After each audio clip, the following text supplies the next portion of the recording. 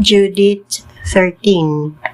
Sa katapusan, sa lalom na ang gabi, ang mga dinapit mihangyo sa pagpamauli o mibiya. Unya, gisirhan ni baguwas ang tolda gikan sa gawas o gidid-an ang mga sulugoon ni Holofernes pagsulod. Busa silang tanan ng higda kay ang tagsa-tagsa lapoy man kayo tungod kay ang kumbira dugay man kayong nahuman. Si Judith nahabilin nga siya rang usa didto sa tolda uban kang Holofernes nga naghigda nga hubog didto sa iyang higdaanan. Ang ulipon nga babae ni Judith nga didto sa gawas sa tolda naghulat, kanus mogula si Judith aron pag-ampo sumala sa iyang gibuhat matagabi. Si Judith nagsulti usab kang baguwas nga mugula ra siya aron pag-ampo sumala sa naandan. Ang tanang mga bisita o mga sulugoon ng gula na o si Judith o si Holofernes mauna lamang ang didto sa tolda. Si Judith may barog doon sa higdaanan ni Holofernes o nag-ampo sa hilom. O Ginoo Diyos nga makagagahom sa tanan, tabangi ako sa akong pagabuhaton alang sa himaya sa Jerusalem.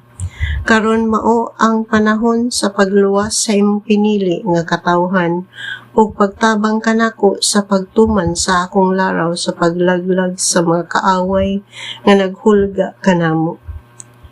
Si Judith miadto sa haligi sa kama duol sa ulo ni Holofernes ug giibot niya ang espada ni Holofernes. Miduol siya ug gigunita niya ang buhok ni Holofernes ug miingon siya, O Ginoo Diyos sa Israel, hatagi ako karon og kusog. Unya, gibakyaw ni Judith ang espada ug ginamit ang tanan niyang kusog.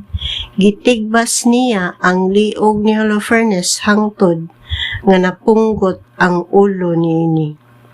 Gipaligid niya ang lawas ni Holofernes sa gawas sa higdaanan ug gikuha ang musketero gikan sa mga haligi sa higdaanan. Unya, migula siya o gihatag ang ulo ni Holofernes ngadto sa iyang ulipon o gisulod kini sa sudanan sa pagkaon. Unya, nagkuyog ang duha ka babae sa pagpanggula sumala sa kanunay nilang gibuhat aron magampo. Human sila makalakaw, latas sa kampo sa mga taga-Assyria, mitadlas sila sa walog o mitunga sa kilid sa bukid, hangtod miabot sila sa mga ganghaan sa Betulya. Sa nagkaduol na sila, gisinggitan ni Judith ang mga gwardiya sa ganghaan sa pag-ingon, Ablihi ang ganghaan, ablihi ang ganghaan. Ang atong Diyos nag-uban paghihapon kanato.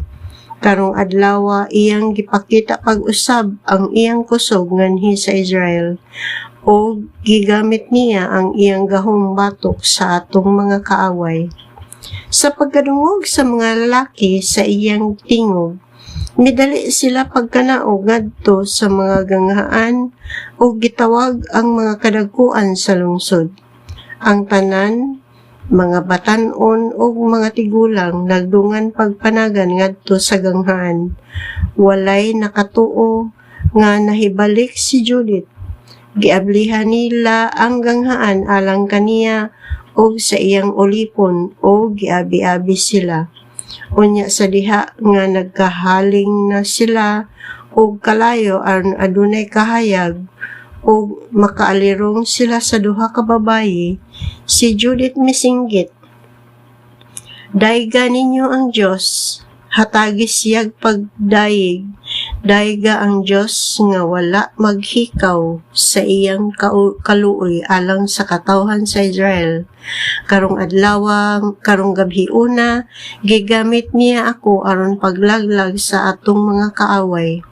Unya, gikuha ang ulo gikan sa puntil nga sudlanan sa pagkaon o gipakita kini ngadto sa katawhan. Miingon siya, Ania ang ulo ni Holofernes, ang general sa kasundaluhan sa mga taga-Syria, ug ania ang moskitero gikan sa iyang higdanan. Diin naghigda siya nga hubog kaayo. Ang Ginoo migamit sa usa ka babaye ang pagpatay kaniya.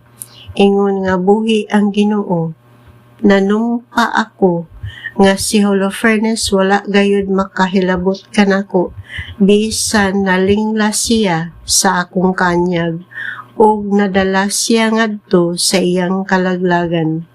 Wala ako mabulingi o mabuong kay ang Ginoo nagbantay kanako latas niini tanan. Ang tanan sa syudad nahibulong pag-ayo. Nang hapa sila o gisimba nila ang Diyos ug nagdungan sa pag-ampo nga nag-ingon, O Diyos namo, ikaw takos sa dako nga pagdayeg. Karong adlawa nagmadaugon ikaw batok sa mga kaaway sa imong katawhan. Unya miingon si Uzias, Judith anak ko, ang Diyos nga labing halangdon nagdayeg kanimo ug nagpanalangin kanimo labaw sa tanang babay sa yuta. Pagkatakos daygon ang Ginoong Diyos nga nagbuhat sa langit ug sa yuta. Gigiyahan ikaw niya sa imong paglunggo sa ulo sa atong labing mapintas nga kaaway. Ang imong pagsalig sa Diyos dili gayud hikalimtan nila nga nagsimba sa gahom sa Diyos. Ang Diyos maghatag unta kanimo sa walay kinutuban nga dungog tungod sa imong nabuhat. Maganti unta siya kanimo sa mga panalangin tungod kay nagpabilin ikaw nga nagmatinumanon kaniya ug wala magduha-duha sa pagtahan sa imong kinabuhi aron pagpalingkawas sa imong katawhan gikan sa pagdaog-daog. Ang tanang mga tao mitubag sa pag-ingon, Amen, Amen.